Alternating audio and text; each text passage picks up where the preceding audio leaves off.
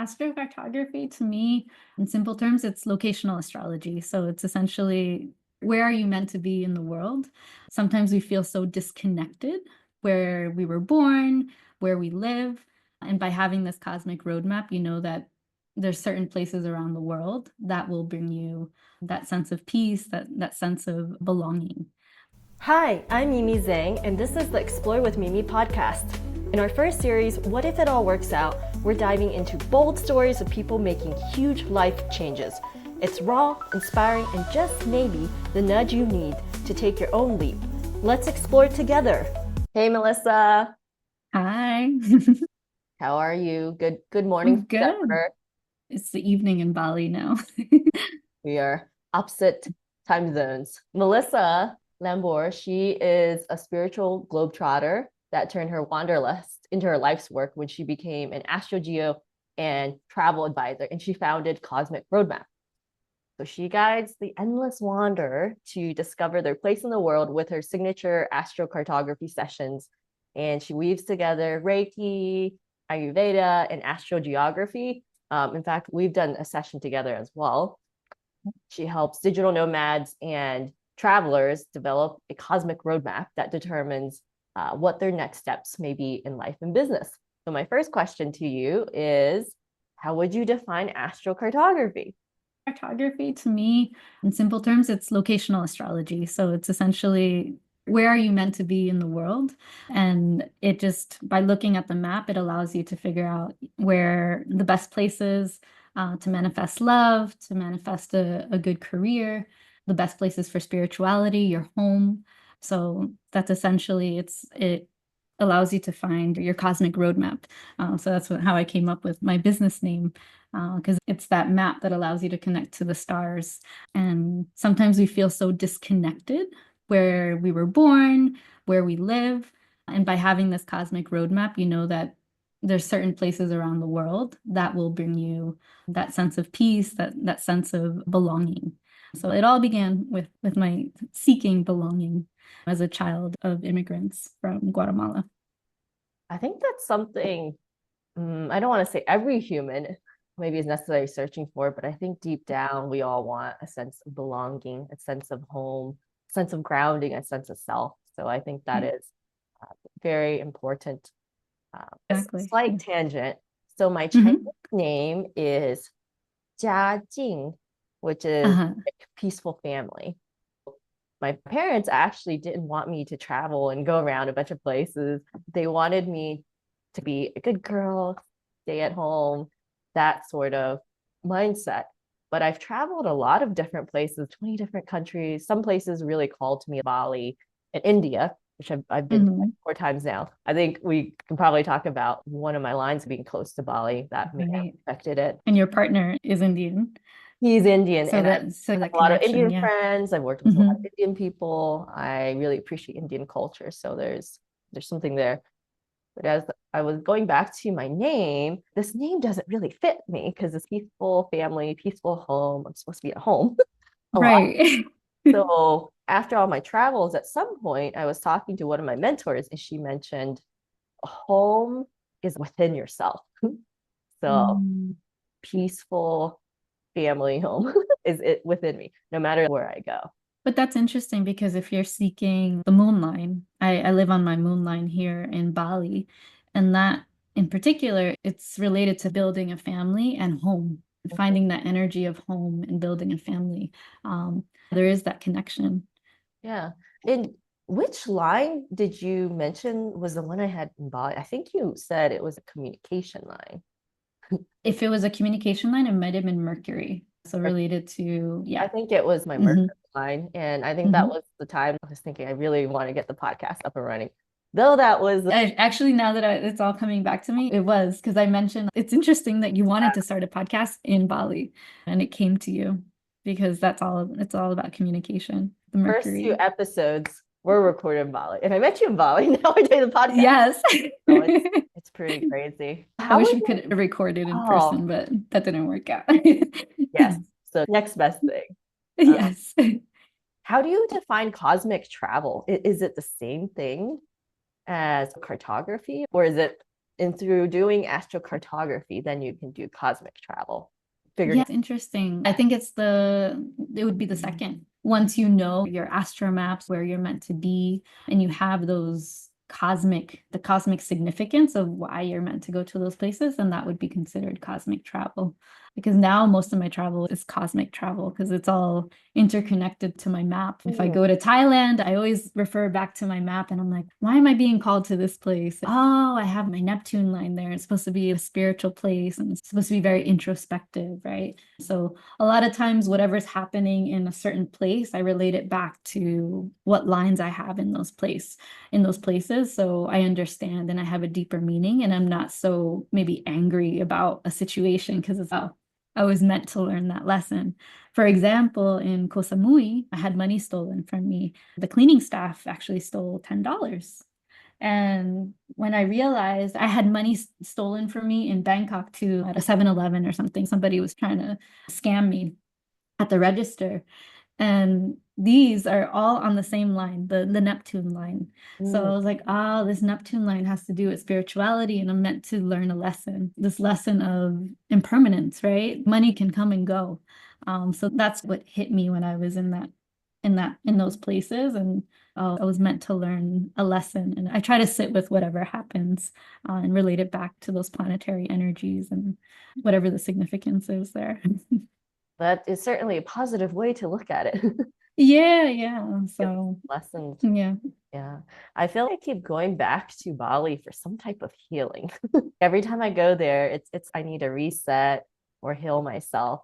And I think when we did our session, because you had Mercury energy, it was like you had a blockage. I don't know if you've been trying to heal, really focusing in on your throat chakra. But that's probably why you keep coming back. Maybe you feel you're being stifled, you're being held back in some way, and coming to Bali opens you up in those ways. Yeah, that could be it. Yeah. And for a place, do you believe that every person has a cosmic destiny tied to a specific location? Or is it more about a self-discovery of different places? Or can it be both? Are people destined to go to particular places because Yes. of the cosmic It connection? it might be I think there's a career line. Maybe it was called Jupiter or something. Jupiter is usually it's good. Career somewhere. We keep talking about Mercury communication or It all depends. When I do a session, it depends on how that person wants to tackle their astro map. So sometimes they're like, I don't know where to go. And then we dive into their maps and figure out based on their goals, right? Maybe it's related to career, it's related to finding love, spirituality, and that's how we look at the map. But there's other people that there's specific places that they want to make sure I want to go to France and is it going to be good for me? I want to go to Bali. Is that going to be good for me? And then we look at those energies. So the energy might not be 100% the perfect place, but at least it gives you some backstory to that particular place. So it depends. I don't feel like you can look at the map and say 100% like you need to go to this place because there's always so many lines and how does it relate to the current transit and also the energy of those places. My moon line actually goes through Lombok. It's close to Bali and I feel it, but it actually goes through Lombok. And my experience in Lombok, I probably wouldn't go back. I wouldn't see myself building my eco village there, even though in my head I'm like, my moon line goes through there. That's where the moment I step onto Lombok, that's gonna be my place. And it wasn't. So there's definitely different energies, and Bali has its own energy. So you also have to take that into account that each place has its own energy, and then you also have the cosmic energy that you have to figure out the balance. Yeah, my partner and I, we seem to both have sort of Jupiter lines, I think, around Azores. So at some point we may go there. We're comparing our charts. That's true. Another question I have for you, how much do you think it is the energy of the place? I guess there might be different dimensions, right? The energy of the place, the cosmic energy, and the energy that the person would bring to the place. Like, how do you think those factors interact with each other? Because at first I was thinking maybe there's just two dimensions to this, but it seems there's three dimensions. Oh, three dimensions. That's very interesting. I see that happening with couples. Mhm. So you have your own energy. So when you come into relation with somebody, whether it's a friendship, whether it's romantic, whatever it may be, you are bringing that energy of where you came from, your ancestry as well. So it's very interesting to look back at all those places and see what energy you're actually bringing to that place. Because the interaction happens when it's with other people. So maybe not necessarily the place gets affected, but the people that you interact with. Definitely. Now we're also talking about ancestral energy, Yes. which is not Yeah. a dimension And I I see thought a about. lot of times where a person's ancestry is, I've seen a lot of moon energy. It just happens every time that I look at somebody's map. I'm like, do you have ancestry in Japan? And they're like, yes. My great grandfather was from Japan. And wait a second. So I do see a lot of moon energy, which is the family, right? Home energy. I'll tend to see it through their ancestry, even if they're from the US or from another place that doesn't make sense, right? Why would you have a line through there? So Yeah, can it happens. we use astrocartography to break generational trauma or aid us in that process? To break generational trauma.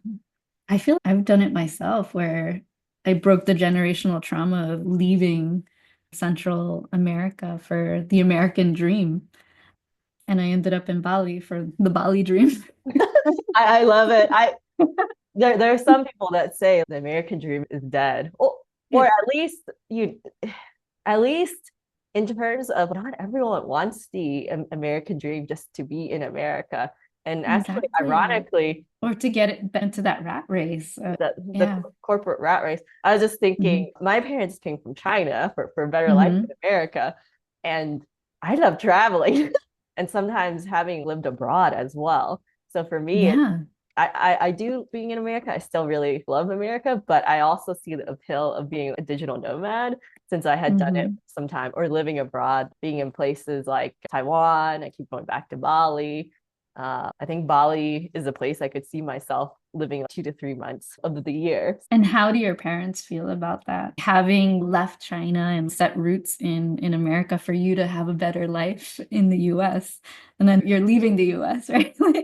I actually don't know, to be honest. Mhm. One of the ideas some people have bounced around with me is doing a podcast episode with each of my family member.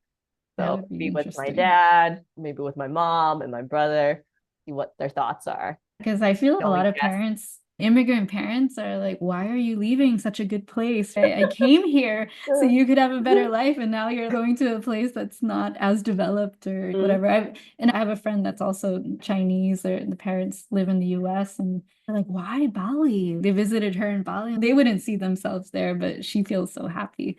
So sometimes our parents don't understand that we want the simple life. I think Mhm. things have shifted. Using astrocartography, I think it definitely is breaking a lot of generational traumas and stuff by allowing us to break those cycles. And no, I don't want to stick around in America.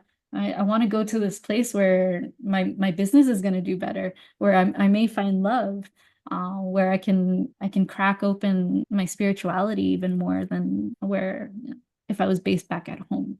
That's a good question. I think part of that journey, and as we're talking about generations and generations before, Hmm. some previous generations have gone through war, famine, Right. all pandemics. Yeah. There's a lot of trauma that may be carried bit by bit for future generations to like tackle at some And I but I think my family might have been nomadic at some point, right? Being Latin, I'm a mixture of so many ethnicities, African, indigenous, European. So you have all of that put together, and there must have been some nomadic, the conquistadors also, right? Like from the European side that made it all the way to Central America. So there's a little bit of that, right? The explorers, right? So I have a little bit of that energy in me. But even the indigenous that were nomadic and moving around in the Americas. the ancestry thing is always quite interesting. I did Mhm. my ancestry test and it said 99.8% Chinese, different 0.2% Peninsular Arabic. So I was like, yay. Probably Like someone on how the would that? Silk Road had a love child is my big. I don't know how else that got there, but I do want to say though, I think part of the parents coming to America, immigrant parents, they want the better life for their children. Maybe the Mhm. children don't exactly grow up to what they expect the children will be. And that's a Yeah. really hard thing because as a parent, you want what's best for the child in your perspective, and you Yeah, make but not every child them, grows up with that guilt of I have to please my parents, right? yeah, the boundaries and expectations. Yeah. I do want to say that because they sacrificed and came to America and they went through all the things that they've gone through, that gave me the freedom to do what I do now. So I Mm. think it was hard navigating certain expectations, but I think now I have more freedom than I would have if maybe we were in our home country. So at least Now you appreciate what generation. they had to go through. Yeah, Mhm. because all the probably the racism or also the prejudice that they had to go through. I know my mom, she struggled working in a factory Mm, most of her life, and people always making fun of her the way that she spoke because she still had a Spanish accent. There would be people of, oh, you guys need to go back to the farm or really racist things. She's kept that inside, but she's had to endure feeling less than her since she arrived in her 20s. yeah, and assimilation must have been very difficult Mm-hmm. because you come to a completely different country where the food's different, people are Yeah, different culture, the language, maybe family's not around. So it's exactly. not been an easy journey for our immigrant No, parents that I can appreciate. Hopefully now the culture in the world is more inclusive and more kind. exactly. And going back to your Yeah. specific journey, though, so Uh-huh. you're a mechanical biomedical engineer. I think you Yeah. have an MBA in sustainability management, and Also, you yep. pivoted to Cosmic Roadmap. Yep. So, what were the key pivotal moments that led you to make such a significant career shift? I think because I was so unhappy working for the Army. I worked for the Army, the DoD, Department of Defense, for 13 years. Mm, It was comfortable at the beginning. I loved the travel and but I couldn't come to terms with what I was working with ammunition. At the beginning, I thought it was just going to be a quick few years and I would switch over to something, but you get comfortable and I stuck with it. And by the last few years, a decade in, something needs to give. I need to shift gears here. But the good thing is that 3 years into my career, I mm. knew that I wanted to be part of the FIRE movement. But Yeah. and what is the FIRE movement? I forget what the acronym stands for. It's financial independence, retire early. I Like, think that's what it is because I think you were the one. Oh, you're part of the FIRE movement. I'm like, what is the FIRE movement? But I wanted to retire early, essentially. yeah. There was this guy. He goes by Go Cracker or something, but he's married. He's an American guy married to, I think she's Taiwanese. They at 8, I think, retired early, and Mm. they were my role models. That's possible. So at my 30s, that was already at 3 years into to working. When I was 30, I'm okay. I think in a decade, I hit 40, I am gonna retire. And Wow. that was so easy. At 39, I was telling everyone, all my mentors, because at that point I was already working towards my business. I had already established a LLC. This was during COVID. And I was just telling everyone, yep, May 2022, I'm leaving. I'm leaving my job. And that conversation came up, I think January of 2022 with my supervisor. And he's, we're going to have to move you to another department because of funding. I'm like, is that a good idea? Because I see myself leaving in a few months. He's what? He pretty much told me, don't tell them, just keep going with the plan. Nice I'm to like, hear, oh. right? So I was just faking it for the 3 months that I was in that department. And then finally I put in my 2 weeks notice and I'm out. And the funny thing was that it was a month before we had only been in the office for about a month. So you can imagine it was just so ridiculous. We were home for 2 years Mm. during COVID times. And then finally we get a chance to go back to the office. And then I put in my 2 weeks notice, like peace. So it was perfect. I got to meet everybody. We had been away from each other for 2 years. And they're like, Melissa, what's wrong? Is everything okay? Is your health okay? I'm doing great. It's Gonna time for me retire. it's time for me to go. But there were some people, it was a full spectrum, right? People were worried. Some people were, oh my God, I wish I could do what you're doing. It was the full spectrum of worried or like I was their hero. Because in the government, most people are till the end, right? Until they hit their 70s or whatever. So it was just odd for me to peace out, right? Before I hit whatever tenure with my retirement. I was just, all right, I'm losing my insurance. I'm not going to get whatever pension, I don't know, after a certain time. I was losing all of that, but I knew that there was something better after that. And I feel that when I'm here in Bali, I can't imagine me being back in my house in New Jersey. That makes me feel so depressed. A depressed day here in Bali is 100 times better than a depressed day back in New Jersey. The decision that I made to come here is always a good decision. I think I'll drop a link for the listeners after so they can check out what the fire movement is. Yeah. That is so badass that you I saved a lot of money at the beginning. I lived within my means. I think I started earning around 40,000, which was nothing back then for an engineer. But I got promoted very easily within the government. I started at 40,000, but I pretty much lived, I had 40,000 for those 13 years. And then I saved the rest. So I saved quite a bit, and that's actually allowed me to stay afloat while I'm here and not so panic. Where do I need to find money? Like I need to get a job now. I do see my earnings every year. Whenever I feel I'm not earning enough, and then I look back at my retirement, I'm like, oh, it's grown about 100K. How is that even possible? That's a salary. Okay, I'm fine. Yeah. Before our call, I was looking at my index funds and I was looking at my 401. Anyone that's on all of my retirement, it started with index funds. It's very easy. I just had 3 funds that I was in. I think the total index, the international index, and then bonds, but bonds is not even worth it at this point.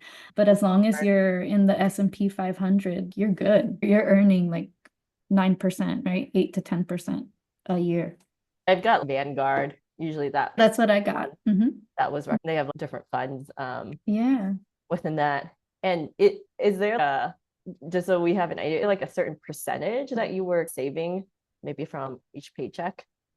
For the 401k, I don't know what the limit is now, but I think it was like $18,000. Now it's like 22. I would max it out. I used to max that out.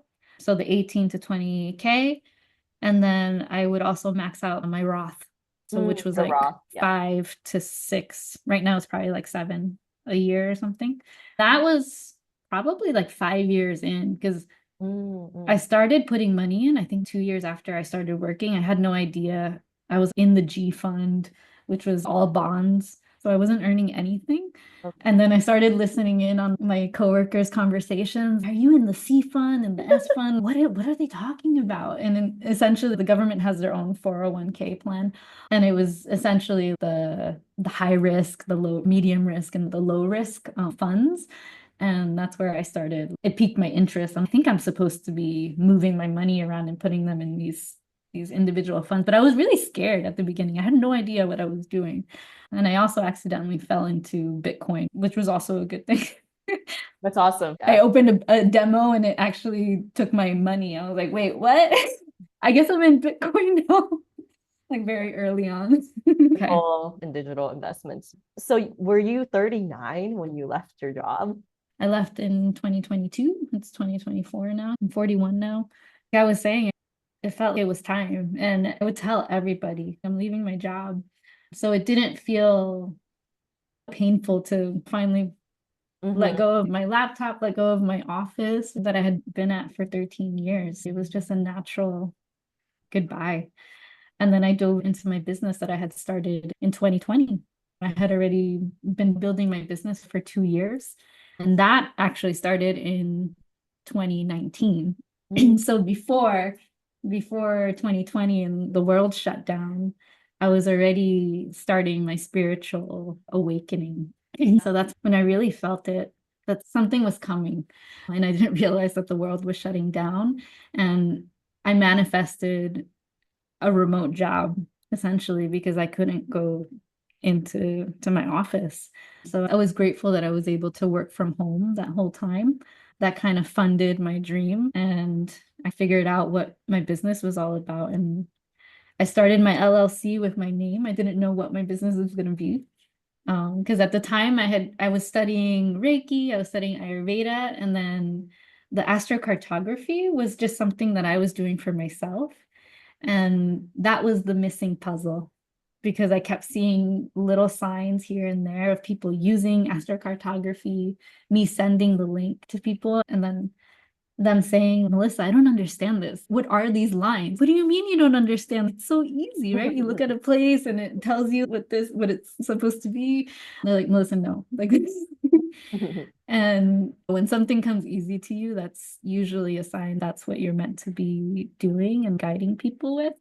So that's where I switched over to, I wasn't meant to be doing Reiki, even though I thought this is what I got certified for. But I started combining the Reiki. I was infusing Reiki into my work. And I went all in with the astrocartography during a 30-day challenge. It was a show up challenge. And one of the days I had to ask for testimonials. I needed testimonials. So I was like, hey, 10 free sessions for anyone that's interested that wants to give me a testimonial. And that's where it all started. I wasn't charging yet for my sessions, but I had to start somewhere. And then maybe a few months later, that's where I got my first official client because they were like, where do I get a session? I was meant to get a session in Bali, but I never did. How can we set something up? And I didn't have my website set up yet. And it took me about a month. And finally, I reached out to her. I'm like, hey, so here's my link. I had set up my bank account and my PayPal and all this stuff to take payment. That was my very first client. So sometimes you have to start messy. Oh, yeah. But you got to start somewhere. Yeah. That's the truest words ever spoken. Mhm. And when you were going through this process leading up to before you left your job and even after when you like moved to Bali, how were the people closest to you taking it? Your family, or if you had a partner? Yeah, I'm still married. He was good with it. He understood where I was going, that I needed to travel. But we didn't know how long we were going to be apart. So that was number one. Still together, and I can go deeper into that relationship. But friends at the time, I think I had aligned so much with my business that I had a lot of biz besties, right? A lot of business friends that understood. They're like, you've been talking about this, so obviously it makes sense that you're going to go off and do this thing. And the work that you do, it requires you to experience the world and experience the energies that you're talking about. For them, it was, we get it. And you're depressed here, right? You're not feeling happy where you are. Everybody took it pretty well.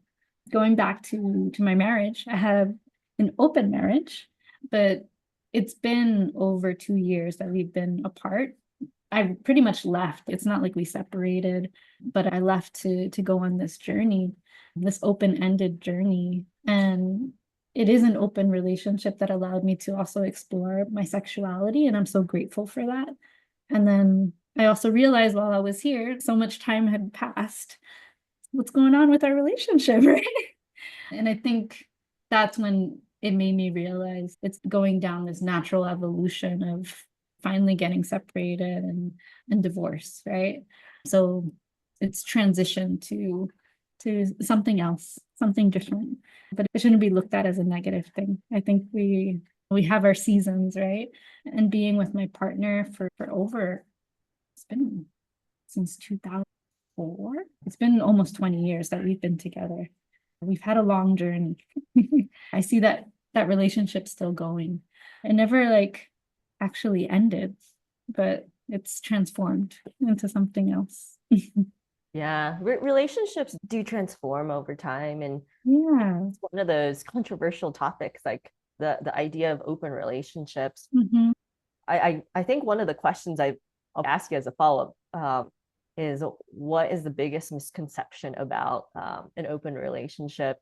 But before we get into that, Yeah. I would also say that I think in society, there tends to be the notion marriages are supposed to last forever and ever, or that's the default, or even just a relationship, if it's long term, long lasting, that's a sign of a successful relationship. But sometimes people evolve, and Yes. it can be difficult if one person is evolving, the other person is staying the same.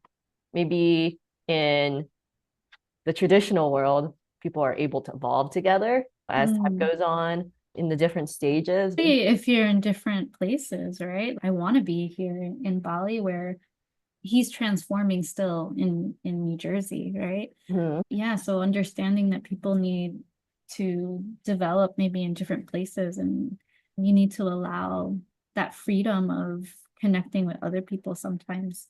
Especially for me, I didn't think that I would find someone so quickly when I came here to Bali. And he was also very surprised. Mhm. But it's just to show you, I was actively seeking somebody back in New Jersey, in New York, and Mhm. it wasn't happening. I was on the apps, I was going to dating outings.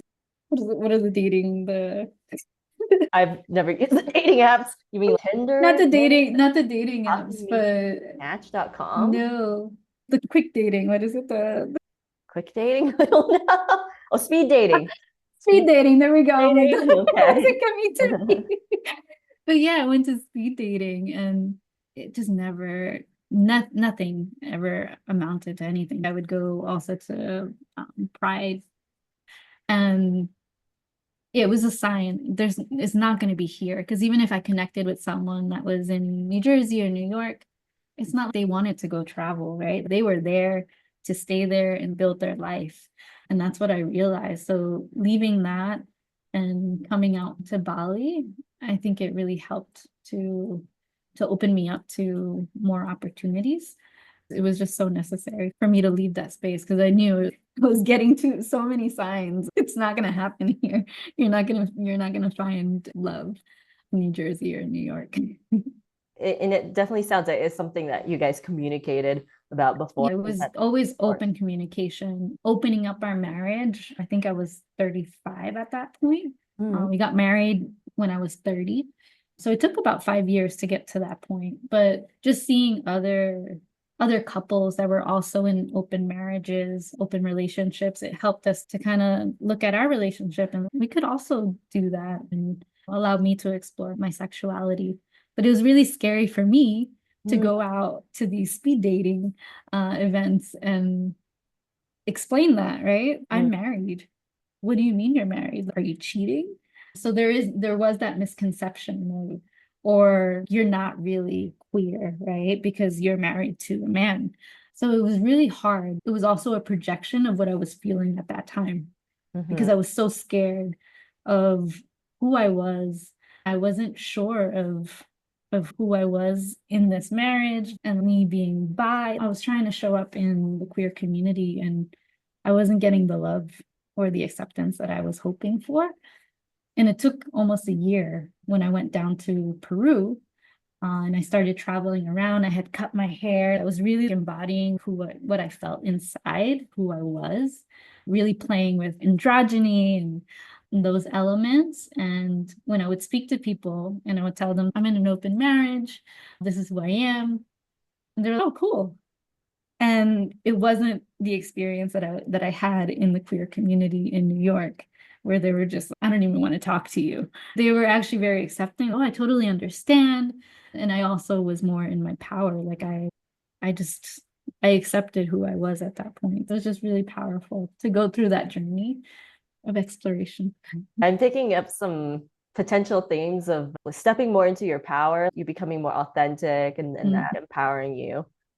What would you say has been the biggest theme in your life the last several years?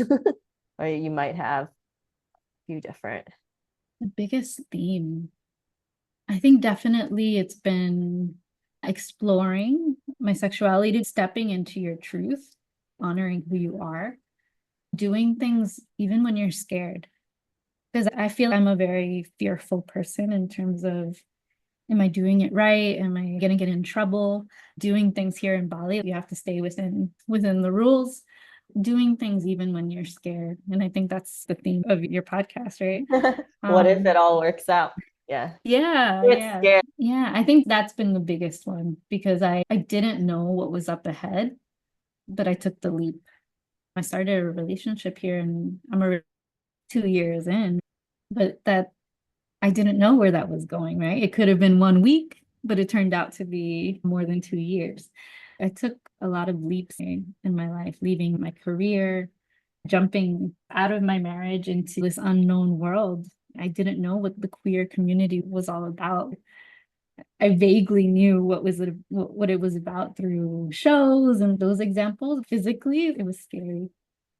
What's an example of a client transformation story that you can potentially share? I'm sure Mm. you have tons of good ones, but Yeah, recently I've been doing a lot of mentorships, which has been a lot of fun, which are over the course of a month.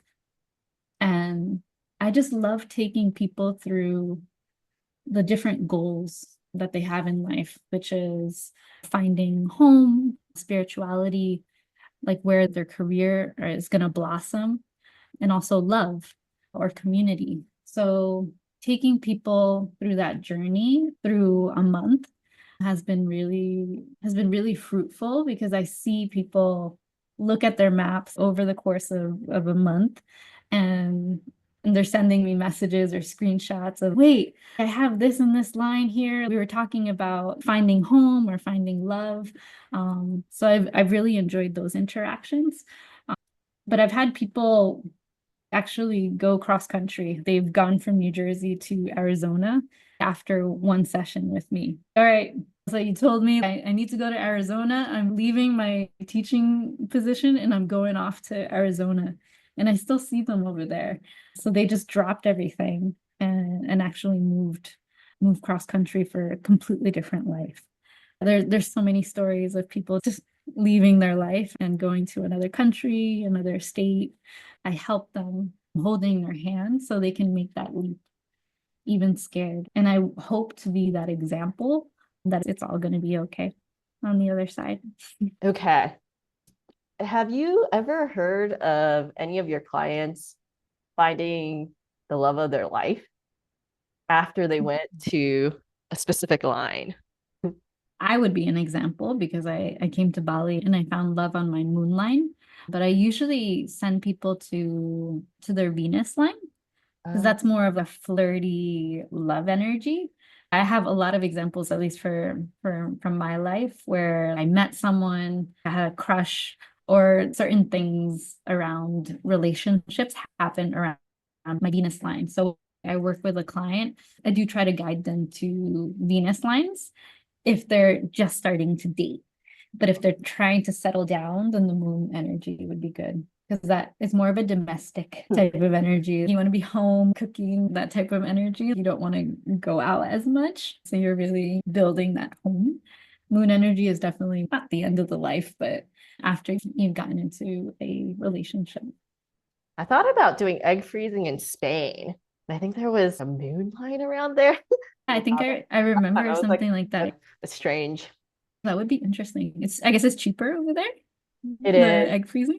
although I might Okay. do it locally, but it was Yeah, yeah. an option. The nature of how you work with clients has evolved over time. You had these sessions, now you're doing mentorship. Mhm. I think you mentioned you're also starting to do these retreats as well. Yeah, so I have a retreat that I'm doing with a friend or two friends in New Jersey. So that's going to be in Guatemala in June, but it'll be in Lake Atitlan, the lake in the middle of Guatemala. It's the Triple Moon Goddess retreat, Mhm. and that's going to incorporate a lot of Kundalini activation type of work, but also connecting to the energies of the earth, connecting to the energies of the culture there. So people will definitely understand why they are going to Guatemala and what's meant to manifest during that retreat because of the cosmic energies that they have there. And that's something that I'm going to start doing here in Bali as well, because with the same facilitators, we're going to do something in Bali in October of 2025. And in November, I'm working with somebody else. Is it Someday is Today? retreat. So that's going to be in November here in Bali. So I will also be working with the people that are coming for her retreat to connect to the land, to connect to Bali, and also the culture here in Bali through their astrocartography work. I am doing a lot more hands-on type of work, and it'll be interesting how that manifests because it's still in my brain. Yes, I'm going to connect them to the energy of the land. But how do I do that? I started with the workshops and I love that, right? I met you during one of the workshops here in Bali. That's been me stepping into facilitating more in-person workshops and retreats. It's going to be fun. Yeah, I think there's just something about the energy of being in person with a group of people that have similar interests or have that curiosity and openness. And that workshop that we met at, my gosh, it's been almost 5 months now, 4.5 or 5 months ago. It was in August. An outpost, Ubud. And shortly after that, you invited me to an awesome event. It was a ladies' event. I hope it's still going on. Women's open mic. There was a lot of divine. It's on pause. Feminine. She's still running them once she comes back. In the community that you connect with here in Ubud and Bali is just. Yeah, it's very divine. Feminine energy. I'd never felt anything like it anywhere else in my life. Yeah, because you're probably also in very masculine energy. Very masculine.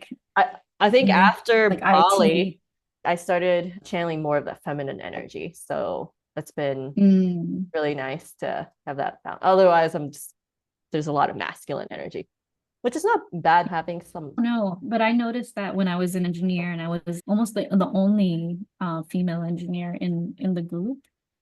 Once I stepped out into those yoga spaces and started going to women's circles, that was really powerful because I never knew what feminine energy was, right? I thought feminine energy was wearing flowy dresses and wearing my hair out, but really it was just tuning into your emotions where I wasn't doing that. I was just ignoring my emotions, burning out, and going to those spaces where everybody had a chance to talk, right? Like everybody would go around in circles. So what came up for you? Like, that was so liberating and so therapeutic for any woman that's listening, right? Or any man, if there's a men's circle. I think it's really powerful to be in a space where you're given a chance to speak.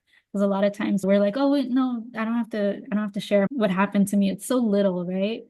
But I think in those circles, even the littlest thing, you'll connect with somebody in the circle and it'll validate that whatever you're feeling is, it's big. Yeah, it's about holding space for other people and being seen, being heard, being open to being vulnerable because you have that safe space. Exactly. Yeah. What are your future plans for Cosmic Roadmap? You've got these retreats coming up. I've been feeling I want to get into doing courses, more evergreen content. So a lot of the stuff that I've been doing in my mentorships or even in workshops, I feel like I can record that and I can start offering that either as a freebie so they can go deeper into my actual courses. And then also doing things related to love, career, how to tap into spirituality. So going a little deeper, because I feel I've been doing that surface level, but how do we go deeper into connecting to that love energy, connecting to that spirituality, what spiritual practices you can tap into, diving a little deeper into those topics where I've been doing that surface level for so long, and doing workshops also, in-person workshops related to that as well. That kind of reminded me of something that you mentioned to me during our session, because I asked you, how can I bring the energy of a place to me where I'm at currently, but I'm not there? Yeah. I think you mentioned that if you want the energies of a certain place where a line is, let's take Bali for an example, Mercury line, I could have an artwork or figurine of something from Bali. I do have one client that spoke to me about having an altar space. So they keep crystals or jewelry, certain trinkets from around the world. And when it comes to maybe connecting to the energy of love or connecting to the energy of success, They'll pick a particular trinket and then connect to that energy wherever it's from. The souvenir might be from Africa, and through Africa, they have their Jupiter line. So that's going to help them manifest things in their business. Or they want to connect to the energy of love and then grab a particular crystal that's going to give them that energy, right? That will allow them to tune into that energy. But I do work with the senses. So that's more tactile. Another way is working with scents, with flavors, hearing, right, with music. So there's so many ways, even the way that you decorate your room, your living room, right, your living space. You can start incorporating a lot of those elements where you have certain positive energies around the world. Yeah, that's a great idea, because sometimes folks might not be able to right away go to the place that they want to go. Or exactly. And I started my business during COVID times. So really working with the senses that's been from the beginning. So there's definitely a way to connect, even with spirituality. There may be cultural or spiritual practices that you can connect with from afar. Yoga, which is related to Hinduism, or different practices. And based on your journey so far, what's one piece of advice you would give someone who is looking to make that leap? To do it, even if you're scared. Love it. And where can we find you on the internet and social media, interwebs? You can find me on cosmicroadmap.com. I'm also at cosmic.road on Instagram, on my podcast, Cosmic Roadmap, which you can find anywhere on all the podcast platforms. Awesome. That's easy to remember, Cosmic Roadmap. And Yes. I think it might be helpful to link below for the audience some resources to get started with astrocartography. I use astro.com. Astro.com. Yeah. Okay. Yeah. Good. Melissa, thank you so much for your time today. It was great to chat about all different kinds of topics. We talked about astrocartography, cosmic travel, also your transition, even the fire movement, and the idea of open marriage. And we also talked about your upcoming retreats and one piece of advice for folks that are trying to make the leap. So it was a lot of different topics. Awesome chat.